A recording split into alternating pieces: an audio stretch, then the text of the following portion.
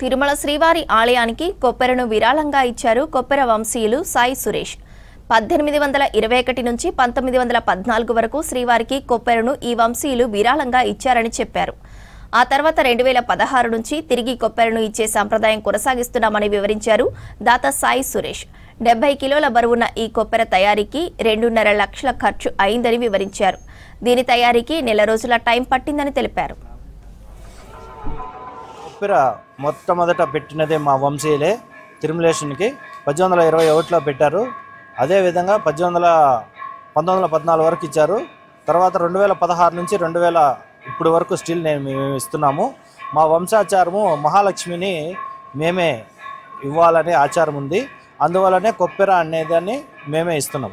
తిరుమలేషన్ సన్నిధిలో ఉన్న కొప్పెరని ఉండిని కొప్పెర అంటారు. మేము ఆ కొప్పెర వంశీయులు ప్రతి సంవత్సరము ఇస్తున్నాము. ఇది సుమారుగా 70 కిలోల వెయిట్ ఉంటుంది. ప్రస్తుతానికి 2.5 లక్షల విలువ అవుతుంది. దీన్ని తయారు చేయడానికి మినిమం ఒక 20 రోజుల నుంచి నెల